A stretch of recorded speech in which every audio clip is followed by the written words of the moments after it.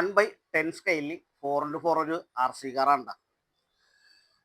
ഈ ഒരു R C കാറിന് മെയിനായിട്ട് വരുന്ന പ്രശ്നം എന്ന് വെച്ച് കഴിഞ്ഞാൽ ഇതിൻ്റെ ESC അതേപോലെ തന്നെ റിമോട്ടിൻ്റെ റിസീവർ ഒറ്റ യൂണിറ്റിലാണ് വരുന്നത്.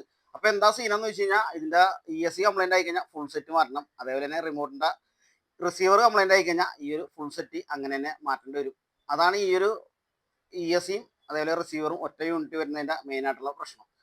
നമ്മുടെ professional hobby grade R C കാറാണെങ്കിൽ ESC സെപ്പറേറ്റ്, അതേപോലെ തന്നെ റിമോട്ടിൻ്റെ റിസീവർ സെപ്പറേറ്റ്. അതിൻ്റെ ESC കംപ്ലൈൻ്റ് ആയ ESC മാത്രം മാറ്റിയാൽ മതി, റിസീവർ കംപ്ലൈൻ്റ് ആയ റിസീവർ മാത്രം മാറ്റിയാൽ മതി. ഈ ഒരു ആർ സി കാറിൻ്റെ ഈ ഒരു ESC കത്തിപ്പോയതുണ്ട്. അപ്പോൾ നമുക്ക് ഈ ഒരു ഫുൾ യൂണിറ്റ് മാറ്റേണ്ടി വരും. അപ്പോൾ നമ്മൾ ഈ ഒരു മോഡൽ ESC അല്ല നമ്മളിപ്പോൾ സെറ്റ് ചെയ്യാൻ വേണ്ടി പോണത്. പിന്നെ ഇതിന് വരുന്ന സർവോ 3 വയർ ആയത് കാരണം നമുക്ക് ഈ സർവോ മാറ്റേണ്ട ആവശ്യമില്ല. അപ്പോൾ ഇതിന് നമ്മൾ അഡീഷണലി ചെയ്യാൻ പോണ ESCയും അതേപോലെ റിമോട്ട് റിസീവറും നിങ്ങളാണ് കാണിച്ചു തരാം കേട്ടോ. ഈ ഒരു ബ്രഷ്ലെസ് ESC ആണ് നമ്മൾ ഈ ഒരു ആർ സി കാറിന് സെറ്റ് ചെയ്യാൻ വേണ്ടി പോകുന്നത്. ഇതിന് ഫാനൊക്കെ വരുന്ന മോഡൽ ESC ആണ്. ഇതിന് നമ്മൾ സെറ്റ് ചെയ്യാൻ വേണ്ടി പോകുന്ന റിമോട്ട് എന്ന് പറയുന്നത് FS-GT2ൻ്റെ റിമോട്ടും അതേപോലെ തന്നെ അതിൻ്റെ ഒരു റിസീവറും കൂടിയാണ് ഈ ഒരു ആർ സിക്ക് സെറ്റ് ചെയ്യാൻ വേണ്ടി പോകുന്നത്. അപ്പോൾ നമുക്ക് ആ ഒരു ESCയും അതേപോലെ തന്നെ റിമോട്ടിൻ്റെ റിസീവറൊക്കെ ഈ ഒരു ആർ സിയിലായിട്ട് സെറ്റ് ചെയ്തെടുക്കാം.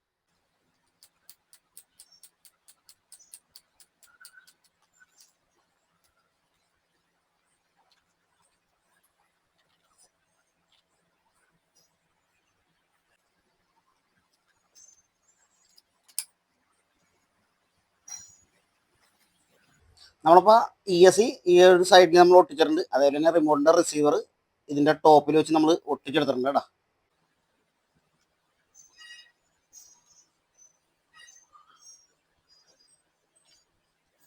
നമ്മളിപ്പോൾ ഇതിൻ്റെ വർക്കൊക്കെ കംപ്ലീറ്റ് ചെയ്തിട്ടുണ്ട്. ഇതിൻ്റെ വയറും കാര്യങ്ങളൊക്കെ നമ്മൾ കറക്റ്റായിട്ട് കെട്ടി സംഭവം സെറ്റാക്കിയിട്ടുണ്ട്. അപ്പോൾ നമുക്ക് ജസ്റ്റ് ഒന്ന് ടെസ്റ്റ് ഡ്രൈവ് ചെയ്ത് നോക്കാം എങ്ങനെയുണ്ടെന്ന്.